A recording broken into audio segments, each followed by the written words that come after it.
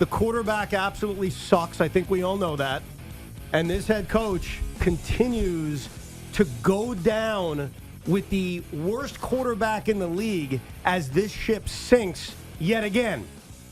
And this head coach continues to BS us after these games and tell us things that are not true. As a Jet fan, we should all be disgusted. As a Jet fan, none of us should be surprised. And as a Jet fan, we need to ask a question to this head coach, a very simple one. And I'm going to try to remain very, very calm. Because what does screaming do other than hurt my voice? Calmly I ask, what more do you need to see before you realize what every sane human being who watches football knows? Zach Wilson is terrible, cannot play the position, and before the ship completely sinks, you've got to do something. Something! Tiki, something! I'm trying to decide if you're going to be emotional today or if you're going to be measured today, because it's easy to get emotional when you've lost to the Patriots 15 times in a row, and this Patriots team is not a good Patriots team. Yes, they have some talent at places. Mac Jones makes some throws when he needs to. Defensively, they're always going to be prepared to do whatever it is they need to do to win football games, because that's Bill Belichick. But ultimately, the thing that I watched as I watched this Jet performance was Zach Wilson thinks he knows what to do with the football. He actually has no idea. No idea. What to do with the football. No idea. And I want to say it's coaching, but that's too easy of a blame. I want to say he's just learning. He's still young. Third year. But the problem, Ev, is that it feels like he's a rookie still, and he's in his third season. And I can't put that on new situations, new systems, new players around him. There's a confidence that he lacks. Now, there is an outward confidence that he has, but it's fake, right? It's fugazi. It's not real. When I look at a quarterback, and by the way, I did this with Tim Boyle. I went and looked at Tim Boyle's starts with the Detroit Lions. Tim Boyle stands in the pocket. He knows exactly what he wants to do with the football, and then he delivers it. Whether he's right or not, doesn't matter. Zach doesn't do that. And then we're talking about Tim Boyle. Right. So I know there's, what do we do? What do we do? What do the Jets do? Who do they go get? They're better off starting Tim Boyle. Well, look, right now, any option is better than this.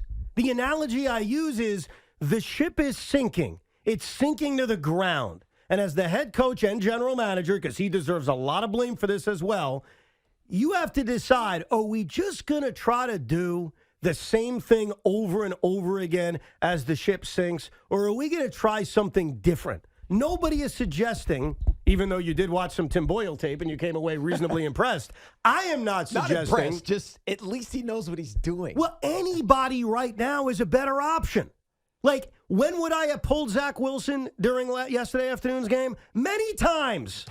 There were many points in this football game where I said to myself, wow, I've got to try something. Now, I know this head coach because I remember what happened last time they faced the Patriots, 3-3 game. Zach's not turning the ball over. He remained loyal to a fault. He let him finish this game after the defense gave him multiple opportunities to come back and be a hero. And then after the game, I'm sitting there listening to what this head coach has to say. And this is where the head coach has lost me. This is where I know he's not the guy. I know he's not the guy, not because of one bad defensive play in the first half in which Pharaoh Cooper is still running. He didn't lose me because of his mismanagement of timeouts against the Lions last year. He didn't even lose me with his mismanagement of time at the end of the first half in this game. Where he has lost me is that he continues to be loyal to a fault to a guy that everybody knows can't play in this league. And then he's got the balls to stand there and BS us. So let's start, Mr. Head Coach, with, well, is Zach Wilson better? Has Zach Wilson improved? Specifically, tell me, Coach, how has Zach Wilson improved? You know, obviously his pocket presence to us has been so much more improved. That's a lie. That's not true, Coach. Okay, you can tell us something continue to say it over and over again. And why? Because you think we're all a bunch of idiots? We're just going to say, oh, it must be right. His pocket presence must be better. That's not true. So either you're lying to us or you don't know football. But I'm sure he has other things that Zach's better at, right? His decision-making is much improved. That's not true. That's either a lie or you don't know football. What's the third thing, His Coach? accuracy is much improved. That's not true. You can't sit there after a football game and tell us this. These are things that aren't true. So I feel bad using the word lie. But what else am I supposed to call it? The head coach stood there. I'm screaming. I tried not to. I'm going to try again. The head coach stood there after this game and told us things that are not true. He told us Zach is improving in things that we all can watch. It's not happening. So then this head coach was asked a very good question. He was asked, hey, Coach, are you worried that this may lose the locker room? Are you worried? No, I'm not worried about the locker room. Oh, no. We got a great locker room. They'll be fine. They'll be fine. You know when you know you're effed? When someone says you'll be fine. He knows his locker room. Everything's going to be fine. I got another question, Coach. Why do you continue to force feed a guy? And I feel bad for Zach. I know it sounds weird for me to say right now. I feel bad for this kid. He can't play in this league.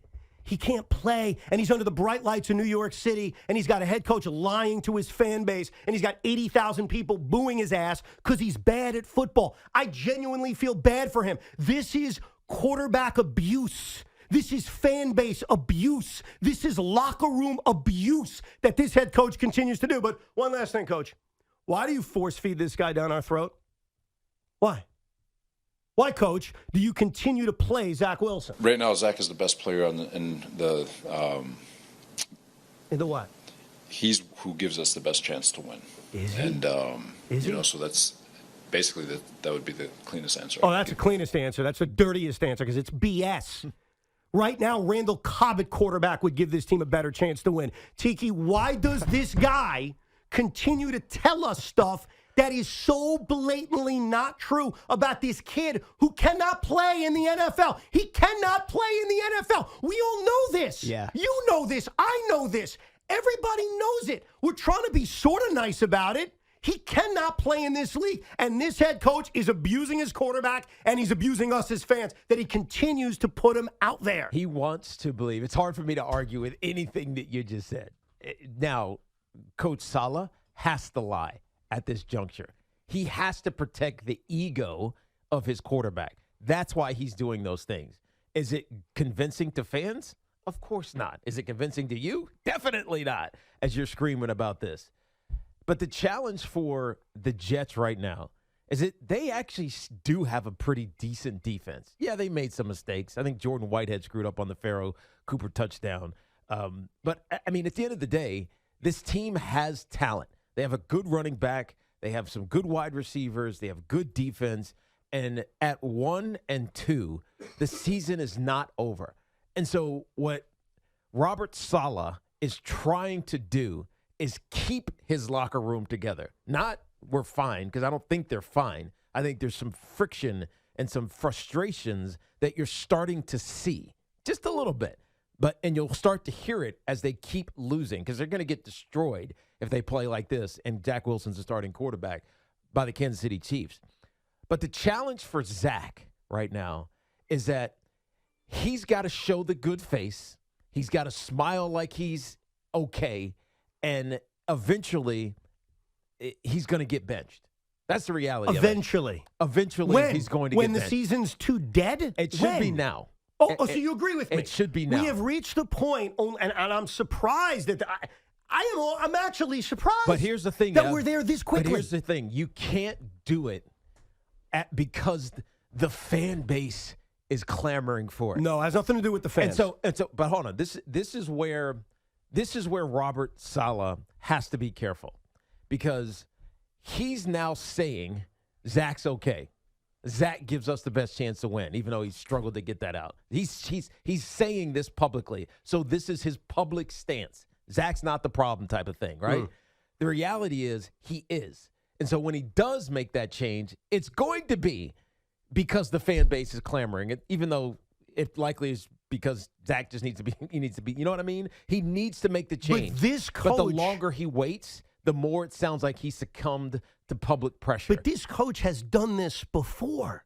Like, he has publicly backed Zach on a Sunday night, and then by Monday or Tuesday said, we're making a quarterback change. That happened a year ago. But it's hard to ask a coach to evaluate what just happened right after a game. There's just too much emotion involved. That's fine. Then don't BS me. Then don't tell me things that are not true. This is why Bill Belichick does this way, by the way. I'd rather that. This is why a lot of coaches will just yes sir you and BS you with nothing. Not with nonsense answers, but with nothing. They'll give you absolutely nothing. Right. Because it's not fair to ask them to evaluate something that just happened that they're emotionally clouded by. Then don't tell me. I'd rather hear no comment. I have to look at the tape, as obnoxious as that is, than hearing him tell me he's better at things he's not better than. Yeah. His decision-making is much improved. It's not true. His pocket presence has not gotten better. His accuracy is much improved. It's not true. See, Zach Wilson is in the Jamarcus Russell area, rating and completion percentage wise now. Think about that. Yeah. Jamarcus Russell, Yes, who was maybe the greatest bust of all time coming from LSU. Zach is in danger of being that guy. Do you know how many in fact, starts? I don't think that Zach can. It's going to be hard for him to escape Bustville. Well, it's really hard. It's done. It's over. Jamarcus Russell got 25 starts before, I guess, the full realization came in his third year. He's not the guy. Zach's at 24. Like, we're there. Yeah, you know. We're at the moment where we know the answer. We already know. So then why are they continuing? And it's not just the coach, though he's the one who had to publicly BS us after the game. Why does this organization continue to force feed a guy down our throat who is not the best option? Don't know. Well, that's a big problem because I wish I could explain it. Because there's not very many circumstances like this. With a team that's supposed to compete, you can do this with a terrible team. You can do this with a team that's supposed to be number 2, number 3 overall. And we all knew it from the beginning of the season. There's plenty of examples of that over the years. This team is going to be terrible. They don't have a good quarterback. Just run them out there and just the Texans last year with, I forget who they're even starting quarterback. Davis, whatever his name was. Davis Mills. Davis Mills. Let's throw Davis Mills out there. Who kind of cares what happens? We're going to draft a quarterback number 1 next year anyways.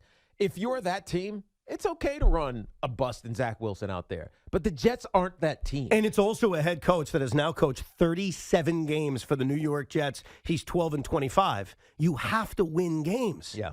And here's what I know about for self-preservation reasons. Of course. What I know about Robert Saleh is I already know what his legacy is going to be. Like, when guys get fired around here, we kind of remember a bullet point of what happened. Like, so for Giant fans with Ben McAdoo, it's the handling of Eli. Right or wrong, that's what got him to not even be able to finish his second season.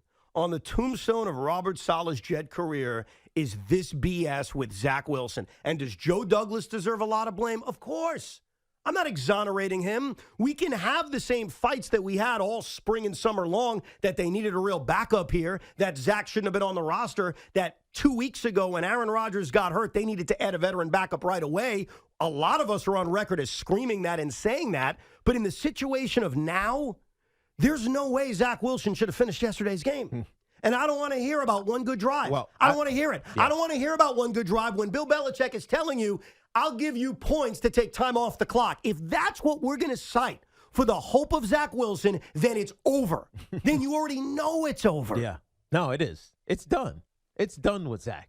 It's done in the fan base's mind, and they maybe gave him 2 weeks this year to figure it out, not counting week 1. Maybe they gave him 2 weeks before they started saying it's over. It's done already. Now, Robert Saleh speaks in an hour from now. Yes. He meets with the media every Monday. He will have now spent a lot of last night going over this tape. I doubt that his offensive staff left one jet drive over in Florham Park much before 2 or 3 in the morning. They are making hard decisions right now. Are they, though? Well, they're thinking about them at least. Maybe not making them, but they're thinking about them. I will be shocked if Zach Wilson is not put on notice at 3:15 this afternoon. I sure hope so. If he is not, then then Robert Saleh is messing with his job. His job becomes now I hadn't put him on the hot seat. I hadn't done it yet. I know people were calling for him. Oh, it's in his third year. He hasn't won yet. He's on the hot seat. Yeah, he's not really on the hot seat. We know the circumstances. He had the bad offensive coordinator. Wasn't really prepared with Zach. I'm not sure if this one's any better, by the way. I know you like him, but I've got no evidence that he's much better. Well, it's neither here nor there. My point is, we as analysts, and we as fans, we as media, we as observers of what the Jets are doing cannot accept that Zach Wilson can play this game. We can't. And so the only way we now start believing what Robert Saleh says is if he puts Zach on notice. And that is, Zach's got to play better. Otherwise, he's not going to be our starting quarterback. You have any faith he's going to do that?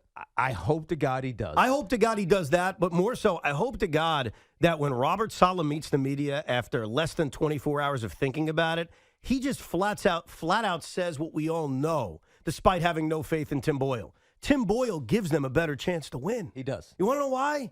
Because he's not Zach Wilson. Because Zach Wilson right now, and this isn't hyperbole, this is reacting to the starts he not only made last year and the year before, but certainly what he did yesterday. He's the worst quarterback in this league of any starter, and it's not close. And by the way, Zach Wilson's not good. That's emotionally driven. It is also statistically driven. Well, thank you. Thank you, because, yes, it's emotional. Of course it is. If you're a Jet fan who spent 3.5 hours at MetLife Stadium yesterday while rain is pouring down on your head, and then basically after the game, the head coach is saying it wasn't actually raining outside, it was just a little foggy. It's not going to snowball. You know, if that's what you did, of course you're going to be emotional. But taking the emotion out, he's not good. And what scares me is when you have a football team with potential. All right, now, 2 weeks ago, I thought they were a playoff team. Yeah. I thought this defense would actually be able to force turnovers. More on that later. I thought this defense would actually be able to get to the quarterback. More on that later. But, hey, the defense only allowed 13 points. They did a hell of a job. And the truth is, with every other quarterback in this league, they probably win yesterday. Yeah, no, that's right. And that's the sickening part. They gave up one big play. One play. Big play. And it was a bad one, and it was a broken play. Now, look, they got beat up in the run game, but eventually you just wear down. Well, you needed a couple of big plays or a couple of competent plays from your quarterback. And I know no one wants to hear this, and I know even you don't want to hear this. If Mike White's the quarterback, they win yesterday. I'm sorry. That's just the reality. And that's not creating a no deity for Mike White. He's in Miami throwing touchdown passes to Robbie Chosen Anderson. Trust me, I get it. But the reality is, anybody else would have helped the Jets win a game yesterday, and I am sick and tired of sitting here now for 3 years talking about the Jet quarterback problem. Last year, as the Jets were crumbling down the stretch, I looked at this team, a lot of us looked at this team and said, you know what? With bad quarterback play, just a step up from the awful quarterback play, they win 8 games. Mm-hmm. With halfway decent quarterback play, they win 9 or 10 games. They are wasting this team, and they're wasting our lives. This is unfair to fans, and it's unfair to that locker room that they continue to put out a quarterback that is this bad. And I put it at the doorstep of this head coach, who I believe has the power in the middle of the third quarter yesterday to say, you know what, Timmy Boyle, I got nothing to lose. At the very least, it makes the Patriots defensively have to abandon whatever their game plan was for Zach Wilson. Not that they think that Tim Boyle is going to be a world beater, but they at least can't say, well, this is what Zach Wilson is going to do, and this is how we're going to attack him. Zach Wilson has the lowest passer rating in the National Football League right now, 57.0. He was already the first player since 1970, back when they barely threw the ball a lot, to finish last in passer rating in back-to-back seasons. That was in 2020 and in 2021. So basically what I'm telling you is that Zach Wilson is going to be the first quarterback in NFL history to finish last in passer rating in 3 consecutive seasons. He has to be put on notice. Robert Saleh has 55 minutes before he's meeting with the press. If Zach Wilson is not put on notice, then Robert Saleh officially puts himself on the hot seat.